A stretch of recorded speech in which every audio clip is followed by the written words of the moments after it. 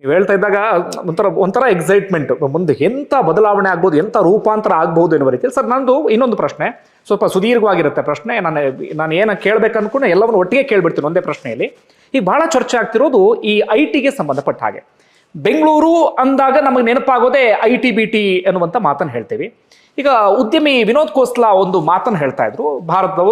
ಭಾರತೀಯ ಮೂಲ ಅಮೆರಿಕನ್ ಉದ್ಯಮ ಅವರು ಹೇಳ್ತಾ ಇದ್ರು, ಒಂದು 5 ವರ್ಷಕ್ಕೆ IT ಅನ್ನೋದು ಇರೋದಿಲ್ಲ, BPO ಅನ್ನೋದು ಇರೋದಿಲ್ಲ, ಯಾವುದು ಕೂಡ ಇರೋದಿಲ್ಲ, ಎಲ್ಲ ಬದಲಾವಣೆ ಆಗುತ್ತೆ, ನಾವು ಅದಕ್ಕೆ ಅನಿವಾರ್ಯವಾಗಿ ಒಗ್ಗಿಕೊಳ್ಳಲೇಬೇಕು ಎನ್ನುವಂಥ ಮಾತನ್ನು ಒಂದು ಕಡೆಯಿಂದ ಹೇಳಿದ್ರು. ಮತ್ತೊಂದು ಕಡೆಯಿಂದ ಈ ಆಂಥ್ರೋಪಿಕ್ನ ಹೊಸ ಟೂಲ್ ಕ್ಲಾಡ್ ಕೋವರ್ಕ್ ಬಗ್ಗೆ ನಾವೆಲ್ಲರೂ ಕೂಡ ಚರ್ಚೆ ಮಾಡ್ತಾ ಇದ್ದೀವಿ.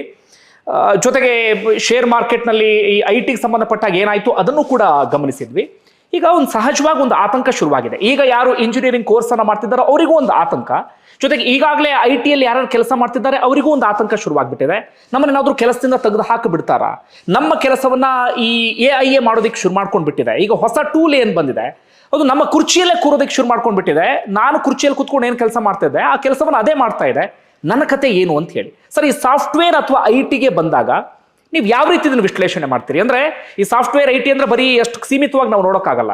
ಇದು ಬೆಂಗಳೂರು ಅಂದಾಗಲೇ ನಮಗೆ IT ಸಾಫ್ಟ್ವೇರ್ ಎಲ್ಲವೂ ಕೂಡ ನೆನಪಾಗುತ್ತೆ. IT ಸಾಫ್ಟ್ವೇರ್ ಉದ್ಯೋಗಿಗಳಿಗೆ ಏನಾದರೂ ಆಯಿತು ಅಂದ್ರೆ ಬೆಂಗಳೂರಿಗೆ ಏನಾದರೂ ಸಮಸ್ಯೆ ಆಗ್ಬೋದು, ಅವ್ರು ಮತ್ತೆ ಹಳ್ಳಿ ಕಡೆ ಏನಾದರೂ ವಲಸೆ ಹೋಗೋ ಪರಿಸ್ಥಿತಿ ನಿರ್ಮಾಣ ಆಗುತ್ತಾ, ಇಂತಹ ಚರ್ಚೆಯೂ ಕೂಡ ಇದೆ. ನೀವು ಇದನ್ನು ಯಾವ ರೀತಿ ಅಂದಾಜು ಮಾಡ್ತೀರಿ ಅಥವಾ ಯಾವ ರೀತಿ ವಿಶ್ಲೇಷಣೆ ಮಾಡ್ತೀರಿ? ಸರ್, ಎಲ್ಲ ಇಂಡಸ್ಟ್ರಿದು ಒಂದು ಸಮಯ ಇರುತ್ತೆ, ಹೌದಾ? IT ಇಂಡಸ್ಟ್ರಿಯವರು ಒಂದು ಸಮಯದಲ್ಲಿ ಬಹಳ ಚೆನ್ನಾಗಿ ಅರ್ನ್ ಮಾಡಿದ್ರು, ಬೆಸ್ಟ್ ಆಗಿದ್ರು, ಎಲ್ಲ ಮಾಡಿ ಒಂದು ಪೀಕಿಗೆ ಬಂದ್ರು. ಹುಟ್ಟಿದ್ದು ಬೆಳಿಬೇಕು, ಬೆಳೆದಿದ್ದು ಕೆಳಗಡೆ ಇಳಿಲೇಬೇಕು. ಗೊತ್ತಾಯ್ತಾ ಸರ್? ಸೊ ಅದಕ್ಕೆ ಈಗ ಸಡನ್ಲಿ ಆಗಿದೆ ಅಂತಿಲ್ಲ. ನಾವೆಲ್ಲ ಅಜ್ಞಾನದಿಂದ ಕೂಡಿದವ್ರು, ಯಾಕೆ ನಾವು IT ಸೆಕ್ಟರ್ನಲ್ಲಿಲ್ಲ.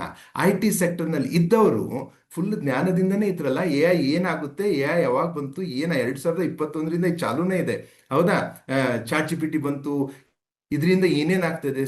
ಈ 3-4 ವರ್ಷದಲ್ಲಿ ಅವರೆಲ್ಲ ಅಪ್ಗ್ರೇಡ್ ಆಗಿದ್ರು ಅಂದ್ರೆ ಅವ್ರಿಗೆ ಯಾರಿಗೂ ಚಿಂತೆ ಇರೋದಿಲ್ಲ.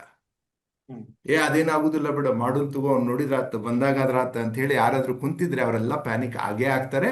ಆಗ್ಬೇಕು, ಮತ್ತೆ ಏನು ಸಹಜ ಸರ್, ಇದೆಲ್ಲ ಸಹಜ ಸರ್, ಆಗ್ಲೇಬೇಕು, ಹೌದಾ? ಸೊ ಆ ಇಂಡಸ್ಟ್ರಿ ಇಷ್ಟು ಬೆಳೆದಿತ್ತು ಅಂತಂದ್ರೆ, ಓಕೆ, IT ಇಂಡಸ್ಟ್ರಿ ಅವರು ಒಳ್ಳೆ ಕೆಲಸ ಮಾಡಿದ್ರು, ಪೂರಾ ಜಗತ್ತಿಗೆ ಭಾರತವನ್ನು ಪರಿಚಯ ಮಾಡಿಕೊಟ್ರು. ಇನ್ಫೋಸಿಸ್ ಅಂತ ಕಂಪ್ನಿ, TCS ಅಂತ ಕಂಪ್ನಿ, ಆಮೇಲೆ ವಿಪ್ರೋ ಅಂತ ಕಂಪ್ನಿ ಒಂದೊಂದು ಸಮಯಕ್ಕೆ 2.5 ಲಕ್ಷ ಜನರನ್ನ ಎಂಪ್ಲಾಯ್ಮೆಂಟ್ ಕೊಟ್ಟಿದ್ದಾರೆ. ಭಾರತದಲ್ಲಿ ಜಾಬ್ ಬರೋದೇ ಒಂದು 8-10 ಲಕ್ಷ ಜನಕ್ಕೆ ಪ್ರತಿ ವರ್ಷ. ಹೊಸ ಜಾಬ್ ಕ್ರಿಯೇಟ್ ಆಗೋದು 1 ಕೋಟಿ ಯುವಕರು, ಓಕೆ, ಗ್ರಾಜುಯೇಟ್ಸ್ ಆಗ್ತಾರೆ. ಬಟ್ ಜಾಬ್ ಸಿಗೋದು 8-10 ಲಕ್ಷ ಜನರಲ್ಲಿ. ಅದರಲ್ಲಿ 2.5 ಲಕ್ಷ ಜನರ ಮಟ್ಟ ಇವ್ರು 3 ಕಂಪ್ನಿಯವ್ರು ಕೊಡ್ತಾ ಇದ್ರು ಒಂದ್ ಸಮಯಕ್ಕೆ, ಹೌದಾ? ಸೊ ಅದೊಂದು ಇಂಡಸ್ಟ್ರಿ, ಅದು ಬೆಳೀತದು. ಈಗ ಓಡಿ any engineering college, mechanical engineering ಅಷ್ಟು ಜಾಬ್ ಇಲ್ಲ ಇವತ್ತು. ಸಿವಿಲ್ ಇಂಜಿನಿಯರ್ ಎಲ್ಲ ಕೆಳಗಡೆ ಬಿದ್ದಿದೆ ಅಂತ ಎಲ್ಲ ಹೇಳ್ತಾ ಇದ್ರು. ಮತ್ತೆ IT ಇಂಡಸ್ಟ್ರಿ ಬೀಳ್ಬಾರ್ತಾ? ಬಿದ್ದಿದೆ, ಅವ್ರದ್ದು ಸಮಯ ಬಂದಿದೆ, ಈಗ ಕೆಳಗಡೆ ಹೋಗ್ತಾ ಇದ್ದಾರೆ. ಯಾಕಂದ್ರೆ ಅವ್ರು ಮಾಡೋ ಕೆಲಸ ಏನು, ಕೋಡಿಂಗ್ ಮಾಡ್ತಾ ಇದ್ರು, ಅದನ್ನ ಬಹಳ ಸರಳವಾಗಿ ಮಾಡಿಕೊಡುತ್ತೆ. ಸೊ ನ್ಯಾಚುರಲಿ ಈಗ IT ನಲ್ಲಿ ಇದ್ದವನು ಏನ್ ವಿಚಾರ ಮಾಡ್ಬೇಕು, ಹೌದು ನಾನು ಕೋಡಿಂಗ್ ಲೆವೆಲ್ ಮಟ್ಟ ಬಂದಿದ್ದೇನೆ, ಈಗ ನೆಕ್ಸ್ಟ್ ಲೆವೆಲ್ ನಾ ಏನ್ ಮಾಡ್ಬೇಕು ಅಂತ ಚಿಂತನೆ ಮಾಡ್ಬೇಕು. ಬ್ಲಾಕ್ ಚೈನ್ ಮ್ಯಾನೇಜ್ಮೆಂಟ್ ಇದೆ, ಬಿಗ್ ಡಾಟಾ ಇದೆ, okay. So there are so many new things coming, like okay, agentic ಇದೆ, ಓಕೆ, ಸಿಂಥೆಟಿಕ್ AI ಅಂತ ಬರ್ತಾ ಇದೆ. Why don't you upgrade and upskill ಮಾಡಿಕೊಂಡು you need to match it, ಹೌದಾ? ಮುಂದೆ ಬಹಳ ಜನ ಏನಾಗ್ತಾ ಇದೆ, ಈಗ ವಾಪಸ್ ಬೆಂಗಳೂರಿಗೆ ಬಂದ ಹೊರಗಡೆ ಹೋಗ್ತಾರೆ, ತಮ್ಮ ಊರಿಗೆ ಹೋಗ್ತಾರೆ. ಈಗ already work from home. Nature ಏನಿದೆ ಅಲ್ಲ ಸರ್, ಬಹಳ ಚೆನ್ನಾಗಿ ಮೆಸೇಜ್ ಕೊಡ್ತಾನೆ ಇರುತ್ತೆ, ಸುಬ್ರಹ್ಮಣ್ಯಂ ಸರ್ ಕೊಡ್ತಾ ಇರುತ್ತೆ, ಹೌದಾ? ನಾವು ನನಗೆ ಸಂಬಂಧ ಇಲ್ಲ ಅಂತ ಕುತ್ಕೊಂಡಿರ್ತೇವೆ. ಯಾವಾಗ ಕರೋನಾ ಬಂತು ಹೊಸ ಮೆಸೇಜ್ ಕೊಡ್ತಲ್ಲ ಸರ್. ಕರೋನಾ ಬರೋ ಸಮಯದಲ್ಲಿ IT ಇಂಡಸ್ಟ್ರಿ ದೊಡ್ಡ ಓಪನ್ ಆಗೋ ಸಮಯ ಅದು. ಯಾಕಂದ್ರೆ ನೋಡಿ ಸರ್, ಯಾವಾಗ ಮನುಷ್ಯನ ಜೀವನದಲ್ಲಿ ಬದಲಾವಣೆ ಬಂದಿದ್ದು, ಫಸ್ಟ್ ಬದಲಾವಣೆ ಬಂದಿದ್ದು ಬಹಳ ವರ್ಷಗಳ ಹಿಂದೆ ಬದಲಾವಣೆ ಬಂದಿದ್ದು ಮೊದಲು ಮಾತು. ಮ್ಯಾನ್ ಸ್ಟಾರ್ಟೆಡ್ ಸ್ಪೀಕಿಂಗ್, ಹೌದಾ? ಮೊದಲಿಲ್ಲ ಸೊನ್ನೆಯಲ್ಲಿ ಇದ್ವಿ ನಾವೆಲ್ಲ, ಪ್ರಾಣಿಗತೆ ಇದ್ವಿ ನಾವು. ಬಟ್ ಮಾತು ಯಾವಾಗ ಬಂತು, ದಟ್ ವಾಸ್ ಫಸ್ಟ್ ಟ್ರಾನ್ಸ್ಫಾರ್ಮೇಶನ್. ಗೊತ್ತಾಯ್ತಾ? ಮಾತಾದ್ಮೇಲೆ ನೆಕ್ಸ್ಟ್ ಟ್ರಾನ್ಸ್ಫಾರ್ಮೇಶನ್ ಬಂದಿದೆ ಏನಂದ್ರೆ ರೈಟಿಂಗ್, ಬರೆಯೋದನ್ನ ಕಲ್ತ ಮನುಷ್ಯ. ಅದಕ್ಕೆ ವಾಲ್ ಮೇಲೆ, ಕೇವ್ಸ್ ಮೇಲೆ ಬರೀಲಿಕ್ಕೆ, ಆಮೇಲೆ ತಾಳೆಗಾರೆಗಳ ಮೇಲೆ ಬರೆಯೋದು. ಅವಾಗ that was a big transformation. ಈ ಹಂಗೆ ಇವತ್ತೇನು ಅಂತ ಇದೀವಲ್ಲ, ಹಂಗೆ ಅವತ್ತಿನ ಸಮಯದಲ್ಲಿ ಬರೆಯೋದು ಒಂದು ಬಿಗ್ ಟ್ರಾನ್ಸ್ಫಾರ್ಮೇಶನ್. ಗೊತ್ತಾಯ್ತಾ? ಅವತ್ತಿನ ಸಮಯದಲ್ಲಿ ಒಂದು ಯಾವ್ದೋ ಆಧ್ಯಾತ್ಮಿಕ ಗ್ರಂಥ ಇದ್ರೆ ಅದನ್ನ ಬಹಳ ಜನಕ್ಕೆ ಮುಟ್ಟಿಸ್ಬೇಕಂದ್ರೆ 1,000 ಜನ, 100 ಜನ ಕುತ್ಕೊಂಡು ಬರೆದು ಮುಟ್ಟಿಸ್ತಾ ಇದ್ರು. ಯಾಕಂದ್ರೆ ಬರೀಲಿಕ್ಕೆ ಅಷ್ಟೇ ಬರ್ತಾ ಇತ್ತು. ಗೊತ್ತಾಯ್ತಾ? ಸೊ ಅದೊಂದು ಕ್ರಾಂತಿ ಅವಾಗ ಟ್ರಾನ್ಸ್ಫಾರ್ಮೇಶನ್, ಅದು ಹ್ಯೂಮನ್ ಟ್ರಾನ್ಸ್ಫಾರ್ಮೇಶನ್. ಅದಾದ್ಮೇಲೆ the third transformation that happened, ಭಾರಿ ಚೆನ್ನಾಗಿ ಟ್ರಾನ್ಸ್ಫಾರ್ಮೇಶನ್ ಅಂದ್ರೆ ಪ್ರಿಂಟಿಂಗ್ ಪ್ರೆಸ್ ಬಂತು. ಯಾವುದನ್ನ ಬರೆದು ಬರೆದು ಬರೆದು ಕೊಡ್ತಾ ಇದ್ರು, ಅದನ್ನ ಪ್ರಿಂಟ್ ಮಾಡ್ಲಿಕ್ಕೆ ಅದ್ರ ದೊಡ್ಡ ಟ್ರಾನ್ಸ್ಫಾರ್ಮೇಶನ್ ಆಯ್ತು. ಅದಾದ್ಮೇಲೆ ಓಕೆ ಡಿಜಿಟಲ್ ಟ್ರಾನ್ಸ್ಫಾರ್ಮೇಶನ್, ಕಂಪ್ಯೂಟರ್ ಬಂತು. That was a big transformation. Computer ಬಂದಿದ್ದು ಯಾವಾಗ ಸರ್? 1970. ಹೌದಾ? ಹೌದು. ಯಾವುದೇ ಟ್ರಾನ್ಸ್ಫಾರ್ಮೇಶನ್ ಒಂದು ಸಂಪೂರ್ಣ ಒಂದು ಉನ್ನತ ಮಟ್ಟಕ್ಕೆ ಬಂದು ಅದು ಬ್ಲಾಸ್ಟ್ ಆಗ್ಬೇಕು ಅಂದ್ರೆ, ಅದು ಥಡ್ಡಂತೆ ಎಲ್ಲರನ್ನೂ ಆವರಿಸ್ಕೊಳ್ಬೇಕಂದ್ರೆ 50 ವರ್ಷ ಬೇಕು. 1970ರಲ್ಲಿ ಬಂದಿದೆ ಕಂಪ್ಯೂಟರ್. ಹೌದಾ? 2020ಕ್ಕೆ ಅದು ಬ್ಲಾಸ್ಟ್ ಆಗೋದಿತ್ತು, ಥಡ್ ಅಂತ ಆಗೋದಿತ್ತು. ಬಟ್ ಅದರ ಸ್ಪೀಡ್ ಹೆಚ್ಚಿಗೆ ಮಾಡಿದ್ದು ಕರೋನಾ. ಗೊತ್ತಾಯ್ತಾ? ಸೊ ಆ ಸಮಯದಲ್ಲಿ ಧಡ್ ಅಂತ ಓಪನ್ ಆಯ್ತು. ಹೋದ ತಕ್ಷಣ ಈ ಕರೋನಾ ಬಂದಿದ್ರಿಂದ ವರ್ಕ್ ಫ್ರಮ್ ಹೋಮ್ ಅನ್ನೋ ಒಂದು ಕಾನ್ಸೆಪ್ಟ್ ಬಂತು. ಮನೆಯಲ್ಲಿ ಕೂತ್ಕೊಂಡೇ ಕೆಲಸ ಮಾಡು, ಮನೇನೆ ಆಫೀಸ್ ಮಾಡು ಅಂತ. ಈಗ ಆರ್ಟಿಫಿಷಿಯಲ್ ಇಂಟೆಲಿಜೆನ್ಸ್ ಬಂದಿದ್ರಿಂದ ಮನೇನೆ ಒಂದು ಕೆಲಸಕ್ಕೆ ಒಂದು ಒಳ್ಳೆ ಆಫೀಸ್ ಆಗುತ್ತೆ, ಮನೇಲಿ ಕೂತ್ಕೊಂಡು ಮಾಡು. ಅದಕ್ಕೆ ಬೆಂಗಳೂರಿನಲ್ಲಿರೋ ಮನುಷ್ಯ ಏನು ವಿಚಾರ ಮಾಡ್ತಾನೆ, ಯಾಕಪ್ಪ ಇಲ್ಲಿರೋದು ಮನೆಯಲ್ಲೇ ಕೂತ್ ಕೆಲಸ ಮಾಡೋದಿದ್ರೆ ಯಾಕೆ ಇಷ್ಟ ಹೆಚ್ಚಿಗೆ ರೆಂಟ್ ಕೊಡಬೇಕು, ಇಷ್ಟೆಲ್ಲ ಪೊಲ್ಯೂಷನು, ಇಷ್ಟು ಟ್ರಾಫಿಕ್ಕು, ಯಾಕಿದೆಲ್ಲ ಬೇಕು? Let me go back to my village, let me go back to the town, tier 2 tier 3 ಸಿಟಿಯಲ್ಲಿ ನಮ್ಮ ಅಪ್ಪ ಅಮ್ಮನ ಜೊತೆ ಅಲ್ಲಿ ಹೋಗೋಣ. ಇಲ್ಲ ನಾನು ಅಲ್ಲೇ ಒಂದು ಮನೆ ಕಟ್ಸೋಣ. ಬೆಂಗಳೂರು ನನ್ನ ಮನೆ ಕಟ್ಸ್ಬೇಕಂದ್ರೆ 1 ಕೋಟಿ ಹೋಗುತ್ತೆ. ಈಗ ಧಾರವಾಡದಲ್ಲಿ ನಾನು ಇದ್ದಲ್ಲಿ ಮನೆ ಒಂದು 50 ಲಕ್ಷ ಹೋಗುತ್ತೆ. ಅಂಥದ್ದೇ ಮನೆ, ಮತ್ತು ಒಳ್ಳೆ ಗಾಳಿ, ಒಳ್ಳೆ ಊಟ, ಎಲ್ಲ ಆರ್ಗ್ಯಾನಿಕ್ ಸ್ಟಾರ್ಟ್. ಈಗ ನೋಡಿ, organic food, organic food, organic food, organic milk ಎಷ್ಟು ಪ್ರಮೋಟ್ ಆಯ್ತು. ಎಲ್ಲಾನು ನೇಚರ್ ಸೆಟ್ ಮಾಡ್ತಾ ಇದೆ ಈಗ. ನನಗಂತೂ I am very excited about this. ಯಾಕಂದ್ರೆ ಎಲ್ಲಾನು ಸೆಟ್. ಯಾಕಂದ್ರೆ ಬರೀ IT ಇಂಡಸ್ಟ್ರಿ, AI ಅಷ್ಟೇ ನೋಡಿದ್ರೆ ತಿಳಿಯೋದಿಲ್ಲ ಸರ್. ಸಂಪೂರ್ಣವಾಗಿ ಈಗಲ್ಸ್ ಆಯ್ ಅಂತ ಹೇಳ್ತದ ಮೇಲೆ ನಿಂತ್ಕೊಂಡು ಪೂರಾ ನೋಡ್ರಿ ಏನೇನು ಐತ ಕಡೆ ಆರ್ಗ್ಯಾನಿಕ್ ಬಿಸ್ನೆಸ್ ಸ್ಟಾರ್ಟ್ ಆದು, ಆರ್ಗ್ಯಾನಿಕ್ ಫುಡ್ ಸ್ಟಾರ್ಟ್ ಆಯ್ತು. ಅತ್ತ ಕಡೆ ಸಾಫ್ಟ್ವೇರ್ ಇಂಜಿನಿಯರ್ ಬಂದು ಹಳ್ಳಿಗಳಲ್ಲಿ ಹೊಲವನ್ನು ಹಿಡಿದು ಅವರು ಹೊಲ ಮಾಡ್ಲಿಕ್ಕೆ ಸ್ಟಾರ್ಟ್ ಮಾಡಿದ್ರು. ನನ್ಗೆ ಬಹಳ ಸ್ಟ್ರೆಸ್ ಆಗಿದೆ ಅಂತೇಳಿ ಇತ್ತ ಒತ್ತಡಗಳಿಂದ ಸಾಫ್ಟ್ವೇರ್ ಇಂಜಿನಿಯರ್ಸ್ ಅವರು ಇವರು ಎಲ್ಲರೂ ಓಕೆ ಸುಸೈಡ್ ಚಾಲೂ ಅದು ಎಲ್ಲ ಆಯ್ತು. ಅತ್ತ ಕಡೆ ಗ್ಲೋಬಲ್ ಸಿನಾರಿಯೋನಲ್ಲಿ ಹೊಸದೊಂದು ಇಂಥ ChatGPT ಬಂದಿದೆ, ಅದು ದೊಡ್ಡ ದುಡ್ಡು ಅಂತ ಚಾಲೂ ಆಗಿದೆ. ಮೀಡಿಯಾ ಒನ್ ಟೈಪ್ ಇದೆ. ಇದೆಲ್ಲಾನು ಮ್ಯಾಲಿಂದ ನೋಡಿ ಸರ್, ಬ್ಯೂಟಿಫುಲ್ ನೇಚರ್ ಕರೆಕ್ಷನ್ ಮಾಡ್ತಾ ಇದೆ, ತೊಗೊಂಬಂದು ಕರೆಕ್ಟ್ ಸೆಟ್ ಮಾಡಿ ಇಟ್ಬಿಡುತ್ತೆ. ಈಗ ಅದಕ್ಕೆ ಎಲ್ಲರೂ ಸಿಟಿಯಲ್ಲಿ ಇದ್ದವರು most of them will come back, because not because AI ಬಂದಿದೆ ಅಂತಿಲ್ಲ. ಓಕೆ, ಅದು ಕಾಸ್ಟ್ ಎಫೆಕ್ಟಿವ್ನೆಸ್ ನೋಡ್ತಾರೆ ಅವರು. ಎಲ್ಲಿದ್ದು 25,000 ರೆಂಟ್ ಕೊಡೋ ಬದಲಿ ನಮ್ಮ ಊರಲ್ಲಿ ನಮ್ಮ ಮನೆ ಇದೆ, ಏನು ರೆಂಟು ಇಲ್ಲ, ಇಲ್ಲ ಮನೆ ಹಿಡಿದ್ರೆ ಒಂದು 10,000ದಲ್ಲಿ ರೆಂಟ್ ಬಂದ್ಬಿಡುತ್ತೆ. ಅದಕ್ಕೆ let me come back, but ಒಳ್ಳೆ ಆಹಾರ, ಒಳ್ಳೆ ಇದಿರುತ್ತೆ. ಅಷ್ಟರಲ್ಲೇ ನೋಡಿ ಎಷ್ಟು ಚೆನ್ನಾಗಿ ಇಂಟರ್ನ್ಯಾಷನಲ್ ಸ್ಕೂಲ್ಸ್, ಕಾರ್ಪೊರೇಟ್ ಸ್ಕೂಲ್ಸ್ ಎಲ್ಲ ಪ್ರತಿಯೊಂದು ಹಳ್ಳಿಗೆ ಬರ್ತಾ ಇದಾವೆ. ಊರೂರಿಗೆ ಬರ್ತಾ ಇದ್ದಾವೆ. ರಿಲಯನ್ಸ್ ಫ್ರೆಶ್ ಅನ್ನೋದು ರೈಟ್ ಒಂದು ಡಿಸ್ಟ್ರಿಕ್ಟ್ ಪ್ಲೇಸಿಗೆ ಬರ್ತಾ ಇದೆ. ತಾಲೂಕಾ ಪ್ಲೇಸ್ ನಲ್ಲಿ ದಿನ ಮಾರ್ಕೆಟ್, ಮಂಗಳವಾರ ಸಂತೆಗೆ ಹೋಗಿ ನಾವು ಕಾಯಿಪಲ್ಲೆ ತರೋರು ಇವತ್ತು ರಿಲಯನ್ಸ್ ಫ್ರೆಶಿಗೆ ಹೊಂಟಾರಲ್ಲ ನಮ್ಮ ಜನ. ಬಿಗ್ ಬಜಾರ್ ಬರ್ತಾ ಇದೆ. ಹೌದಾ? ಇಲ್ಲ ವಾಲ್ಮಾರ್ಟ್, ಇವೆಲ್ಲ ಯಾಕೆ ಬರ್ತಾ ಇದ್ದಾವೆ? ಅವ್ರಿಗೆ ಗೊತ್ತಿದೆ, ಸಿ ದೇ ಆರ್ ಆಲ್ ಫೋರ್ಸೈಟ್ ಇದೆ ಅವ್ರಿಗೆ, ಮುಂದಿನ ಜಗತ್ತು ಎಲ್ಲಿ ಬೆಳೆಯುತ್ತೆ ಅಂತ ಅವ್ರಿಗೆ ಗೊತ್ತಿದೆ. ನಾವು ಮಕ್ಕೊಂಡಿದ್ದೇವೆ, ಅದಕ್ಕೆ ನಮ್ಗೆ ಎಫೆಕ್ಟ್ ಆಗೋದೆ. ಓಡ್ತಾ ಇರುವ ಜಗತ್ತಿನಲ್ಲಿ ಮಕ್ಕೊಂಡ್ಬಿಟ್ರೆ ಸರ್, ರೈಲ್ವೆ ಸ್ಟೇಷನ್ ಹೋಗಿ ಮಕ್ಕೊಂಡ್ಬಿಟ್ರೆ ರೈಲ್ವೆ ಹೋಗೇ ಬಿಡುತ್ತೆ. ನೆಕ್ಸ್ಟ್ ರೈಲ್ವೆ ಸಲುವಾಗಿ ವೇಟ್ ಮಾಡ್ಬೇಕಾಗುತ್ತೆ. ವೇಟ್ ಮಾಡೋದಕ್ಕೆ ಕಾಸ್ಟ್ ಆಗುತ್ತೆ, ಟೈಮ್ ಹೋಗುತ್ತೆ, ದುಡ್ಡು ಹೋಗುತ್ತೆ. ಹಂಗೆ ಯಾರ್ಯಾರು ಮಲಗಿದ್ದಾರೆ, ಏಡಿ ಎದ್ದೇಳಿ ಎಚ್ಚರವಾಗಿ, ಸ್ವಾಮಿ ವಿವೇಕಾನಂದರು ಎಷ್ಟು ಮೊದಲು ಹೇಳಿದ್ರಲ್ಲ, ಈಗ ಮತ್ತೊಮ್ಮೆ ಹೇಳ್ಬೇಕಾಗಿದೆ, ಏಡಿ ಎದ್ದೇಳಿ ಎಚ್ಚರವಾಗಿ. ಓಕೆ, ಟ್ರೈನ್ ಸ್ಪೀಡ್ ನಲ್ಲಿ ಇದೆ, ನೀವು ರೆಡಿ ಇರಬೇಕು. ಅದು ಬಂದು ನಿಂತ ತಕ್ಷಣ ಹತ್ಕೊಳ್ಬೇಕು, ಕಷ್ಟ ಆಗುತ್ತೆ. ನನಗೆ ಇದೇ ಬೋಗಿ ಬೇಕು, ಅದೇ ಬೋಗಿ ಬೇಕು, ಇಂಥವ್ರೇ ನನ್ನ ಪಕ್ಕಕ್ಕೆ ಇರಬೇಕು ಅನ್ಲಿಕ್ಕೆ ಬರೋದಿಲ್ಲ. There is no choice. ನಾವು ಗೋ ವಿತ್ ಎನಿಬಡಿ. ಓಕೆ, ಅವ್ರ ಜೊತೆ ಅಡ್ಯಾಪ್ಟ್ ಆಗು. ಓಕೆ, ಅವ್ರ ಜೊತೆ ನೀನು ಎಮೋಷ್ನಲಿ ಕನೆಕ್ಟ್ ಆಗು, ಹೊಸ ಜಗತ್ತನ್ನ ಸೃಷ್ಟಿ ಮಾಡು. ಹಿಂಗೇ ಇರ್ಬೇಕಂತ ಬಯಸ್ಬೇಡ. ಜಗತ್ತು ಚೇಂಜ್ ಆಗ್ತಾ ಇದೆ, ಬದಲಾವಣೆ ಜೊತೆ ಬದಲಾಗು, ಇಲ್ಲ ಬದಲಾವಣೆ ನಿನ್ನನ್ನು ಬದಲಾಯಿಸ್ಬಿಡುತ್ತೆ. ಅದಕ್ಕೆ ಸರ್ ಹಳ್ಳಿಗೆ ಬಂದೇ ಬರ್ತಾರೆ ಜನ. ಯಾಕಂದ್ರೆ not for because AI, for cost effectiveness. ಈಗ ಥರ್ಡ್ ಐ ಬೆಂಗಳೂರಿನಲ್ಲಿ ಇದ್ಕೊಂಡು ಅವ್ರದ್ದೆಲ್ಲ ಮಾಡೋದಕ್ಕಿಂತ ಓಕೆ ಹಳ್ಳಿಯಲ್ಲಿ ಕೂತ್ಕೊಂಡು ನನ್ನನ್ನು ಕಾಂಟ್ಯಾಕ್ಟ್ ಮಾಡ್ತೀರಿ. ಈಗ ನೋಡಿ ಸರ್ ಎಷ್ಟು ಈಸಿ. ಈಗ ಇಲ್ಲ ಅಂದ್ರೆ ನೀವು ನನಗೆ ಸರ್ ನಮ್ಮ ಸ್ಟುಡಿಯೋಗೆ ಬನ್ನಿ ಅನ್ಬೇಕು, ಇಲ್ಲ ರೀ ನಂಗೆ ಸಮಯ ಇಲ್ಲ ಅಂತ ಅನ್ಬೇಕು, ನಾನು ಸ್ಟುಡಿಯೋ ಬರಬೇಕು, 1 day to travel, then stay there, complete the same talk. But now because Zoom is there, okay, we have, both of us, we have saved time. Is it not beauty of the technology? You need to adopt it, sir. ಅದನ್ನ adapt ಮಾಡ್ಬೇಕು. ಬಹಳ ಜನ ಏನಾಗ್ತದೆ sir, adjustment ಮಾಡ್ಕೊಳಕ್ ಹೋಗ್ತಾರೆ. ಹೆಂಗಾದ್ರೂ ಮಾಡಿ adjustment ಮಾಡ್ಕೊಂಡು ಜೀವನ ಮಾಡೋಣಪ್ಪ. ಅಡ್ಜಸ್ಟ್ಮೆಂಟ್ ನಲ್ಲಿ ಸಫರಿಂಗ್ ಇದೆ. ಅಡಾಪ್ಟ್ ಯಾವಾಗ ಮಾಡ್ಕೊಡ್ತೀವಲ್ಲ ಅದ್ರಲ್ಲಿ ಜಾಯ್ ಇದೆ. ಸೊ ಅದಕ್ಕೆ ನಂದೊಂದು ಸಲಹೆ ಏನಪ್ಪ, ಯಾರು ವೀಕ್ಷಕರಿದ್ದಾರೆ, ಓಕೆ, ಯುವಕರು ಇರ್ಬೋದು, ಒಳ್ಳೆ ಕೆಲಸ ಮಾಡ್ತಾ ಇರ್ಬೋದು, ಈಗ ಸಡನ್ಲಿ ಜಾಬ್ ಹೋಗುತ್ತೆ ಅಂತ ಚಿಂತೆಯಲ್ಲಿ ಇರ್ಬೋದು. ಜಾಬ್ ಹೋಗೋದಕ್ಕೆ ಚಿಂತೆ ಅದಕ್ಕೆ ಮಾತಿದೆ ಗೊತ್ತಾ ಸರ್, ಒಳ್ಳೆ ಸ್ಯಾಲ್ರಿ ಅಷ್ಟೇ ಈಕ್ವಲೆಂಟ್ EMI. ಸಡನ್ಲಿ ಜಾಬ್ ಹೋದ್ರೆ, ಜಾಬ್ ಹೋಗಿದ್ದಕ್ಕೆ ಚಿಂತೆ ಇಲ್ಲ, EMI ಹೆಂಗ್ ತುಂಬೋದು ಅಂತ ಚಿಂತೆ. ಈಗ ಸಮಸ್ಯೆ ಅಲ್ಲಿರೋದು. ನಾವು ಅದನ್ನೆಲ್ಲ ತಗೊಂಡೋಗಿ AI ಮೇಲೆ ಹಾಕ್ತಾ ಇದ್ದೇವೆ. AI ಬಂದಿದ್ರಿಂದ ಹಿಂಗೆ ಹೋಗುತ್ತೆ. ಇಲ್ಲ ಸರ್, ಯಾರು ಅಪ್ಡೇಟೆಡ್ ಇದ್ದಾರೆ, ಸ್ಕಿಲ್ ಇದ್ದಾರೆ, ಅವ್ರ ಮನೆಯಲ್ಲಿ ಕೂತ್ಕೊಂಡು, ತಮ್ಮ ಹಳ್ಳಿಯಲ್ಲಿ ಕೂತ್ಕೊಂಡು ಇವತ್ತು ಏನ್ ಮಾಡ್ತಾ ಇದ್ದಾರೆ ಅದನ್ನೆಲ್ಲ ಮಾಡು. ಅವ್ರ ಪಾರ್ಟ್ನರ್ಶಿಪ್ ಸ್ಟಾರ್ಟ್ಅಪ್ಸ್ ಒಂದೇ ಕಡೆ ಆಗ್ಬೇಕು ಅಂತಿತ್ತು. ಸ್ಟಾರ್ಟ್ಅಪ್ಸ್ ಹಂಗೇನಿಲ್ಲ. ಜರ್ಮನಿಯಲ್ಲಿ ಒಬ್ನು ನನ್ನ ಕೋ ಫೌಂಡರ್ ಇರ್ಬೋದು, ಇನ್ನೊಬ್ಬನು ಫ್ರಾನ್ಸ್ ನಲ್ಲಿ ಇರ್ಬೋದು, ನಾ ಇಂಡಿಯಾದಲ್ಲಿ ನಾವು 3 ಜನ ಸೇರ್ಕೊಂಡು we can do a startup. We will integrate it. So okay. There is a beauty. Maybe saying sir ನೀವೇನು ವಿಚಾರ ಮಾಡ್ಬೋದು, ಇಲ್ಲ ಬರೀ ಸರ್ ಪಾಸಿಟಿವ್ನೇ ಹೇಳ್ತಾ ಇದ್ದಾರೆ ಅಂತ. ನೆಗೆಟಿವ್ ಇದೆ, ಯಾರಿಗೆ ನೆಗೆಟಿವ್ ಇದೆ? ಜಗತ್ತಿನಲ್ಲಿ ಯಾವಾಗಲೂ ನೆಗೆಟಿವ್ ಇದೆ.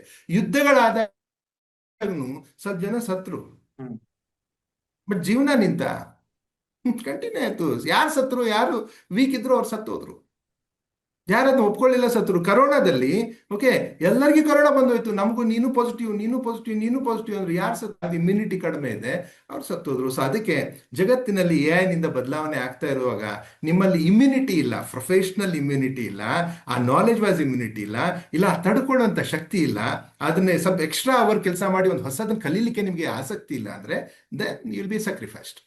100% ಸ್ಯಾಕ್ರಿಫೈಸ್. ಸೊ ಅದಕ್ಕೆ not to worry sir, not to panic. ಅವರುತ್ತೆ, ಬಟ್ ಪ್ಯಾನಿಕ್ ಆಗ್ತಾರೆ, ಬಹಳ ಜನ ಆಗ್ತಾರೆ. ಯಾಕಂದ್ರೆ ಏನಾದ್ರೂ ಸಡನ್ ಬಂದಾಗ ಪ್ಯಾನಿಕ್ ಆಗ್ತಾರೆ. ಮತ್ತೆ ಸಡನ್ಲಿ ಮ್ಯಾರೇಜ್ ಫಿಕ್ಸ್ ಆದ್ರೂ ಪ್ಯಾನಿಕ್ ಆಗ್ತಾರೆ.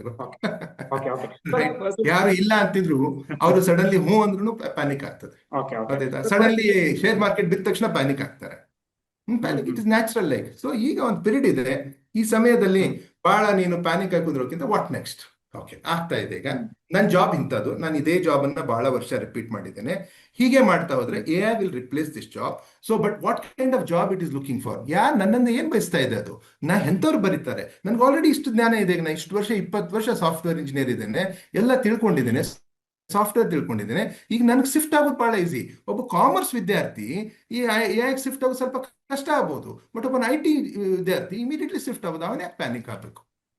ಬಟ್ ಎಕ್ಸೆಪ್ಟೆನ್ಸ್ ಬಹಳ ಇಂಪಾರ್ಟೆಂಟ್ ಸರ್. ಒಪ್ಕೊಳ್ಬೇಕು ಮೊದಲು, ಹೌದು ಇದು ಭಾರಿ ಇದೆ, ಮಸ್ತ್ ಇದೆ, ನಾ ಇದ್ರಾಗ ತೊಡಗ್ತೀನಿ ಅಂತ ಒಪ್ಕೊಂಡ್ರೆ I think people will become billionaires. Sir single man billionaires ಬರ್ತಾರೆ ಅಂತ ಹೇಳಿ ಆಲ್ರೆಡಿ ಪ್ರೆಡಿಕ್ಷನ್ ಇದೆ. ನಿಮ್ಮ ಕಂಪ್ನಿಯಲ್ಲಿ ಯಾರು ಬೇಡ ನಿಮ್ಗೆ, ಬಟ್ ಒಬ್ನೇ ಕೂತ್ಕೊಂಡು ನೀವು ಬಿಲಿಯನಿಯರ್ ಆಗುವಂತ ಅವಕಾಶ ಇದೆ ಇವತ್ತು. ಹಾಗಾಗಿ ನಾನು ಕೇಳ್ಪಟ್ಟ ಹಾಗೆ ನೀವು ಕೂಡ ಎಗೆ ಸಂಬಂಧಪಟ್ಟ ಹಾಗೆ ತರಬೇತಿ ಕೊಡ್ತೀರಿ ಅಂತ ನಾನು ಕೇಳ್ಪಟ್ಟಿದ್ದೀನಿ.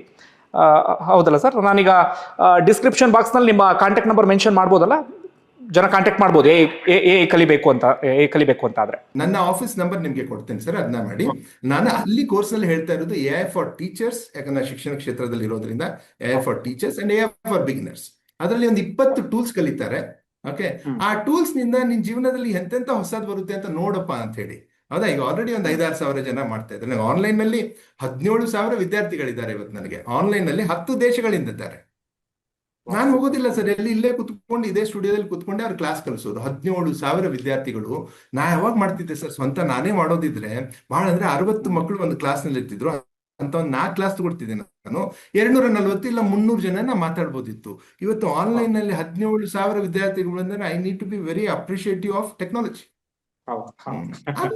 ಎಷ್ಟೋ ಕೋರ್ಸ್ಗಳನ್ನು ಮಾಡ್ತಾ ಇದ್ದಾರೆ. ಅಲ್ಲಿಂದ ಕಣ್ಣೀರು, ಅವರು ಬಹಳ ಕಷ್ಟದಲ್ಲಿ ಇರ್ತಾರೆ, ಅಲ್ಲಿಂದ ಮಾತಾಡಿದಾಗ ಅವ್ರದ್ದು ಜೀವನದಲ್ಲಿ ಸುಧಾರಣೆ ಬರುತ್ತೆ. ಎಷ್ಟೋ ಕಂಪ್ನಿಗಳನ್ನ, ಎಷ್ಟೋ 64 ಕಂಪ್ನಿಗಳ ಜೊತೆ ಕೆಲಸ ಮಾಡ್ತೇನೆ. ಓಕೆ, ಅವ್ರದೆಲ್ಲ 100 ಕೋಟಿ ಕಂಪ್ನಿ, 200-300 ಕೋಟಿ ಒಯ್ಯೋದು ನನ್ನ ಕೆಲಸ. ಓಕೆ, ಬಟ್ ಈಗ ಇವೆಲ್ಲ ಬಂದ ತಕ್ಷಣ ಸರ್, ಒಂದು ಯಾವ್ದೋ ಕಂಪ್ನಿಯಲ್ಲಿ ಸಮಸ್ಯೆ ಇದ್ದಾಗ ನನ್ನ ಕನ್ಸಲ್ಟೆಂಟ್ ಯಾರು ಗೊತ್ತಾ? ನಾನು ಅವ್ರ ಕನ್ಸಲ್ಟೆಂಟ್, ಬಟ್ ನನ್ನ ಕನ್ಸಲ್ಟೆಂಟ್ AI.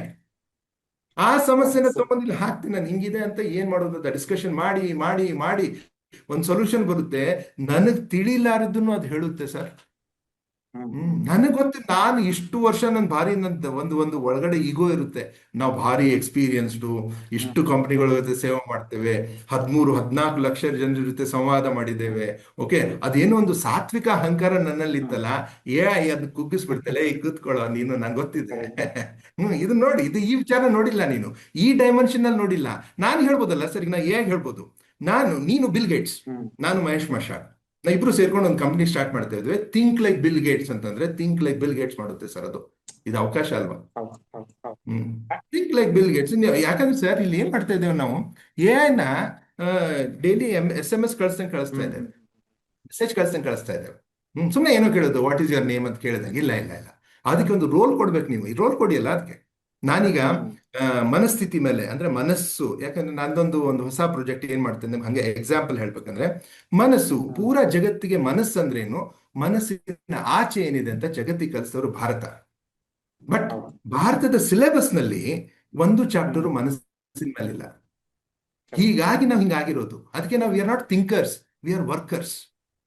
ಭಾರತದಲ್ಲಿ ಸೇವಕರು ಮತ್ತು ಗ್ರಾಹಕರು ತುಂಬಿದ್ದಾರೆ, ಥಿಂಕರ್ಸ್ ಕಡಿಮೆ ಇದ್ದಾರೆ.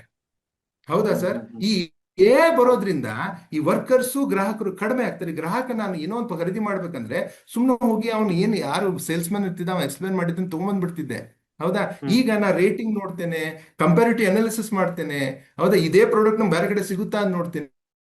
So beautiful sir. ಅದಕ್ಕೆ ನಮ್ಮ ಪೂರ ಶಿಕ್ಷಣ ವ್ಯವಸ್ಥೆ ನಮ್ಮನ್ನ ಸೇವಕರನ್ನ ಮಾಡ್ತು, ಮತ್ತೆ ನಮ್ಮನ್ನ ಗ್ರಾಹಕರನ್ನ ಮಾಡ್ತು. ಈಗ ಜಗತ್ತಿನಲ್ಲಿ ಬರ್ತಾ ಇರೋದು ಥಿಂಕರ್ಸ್.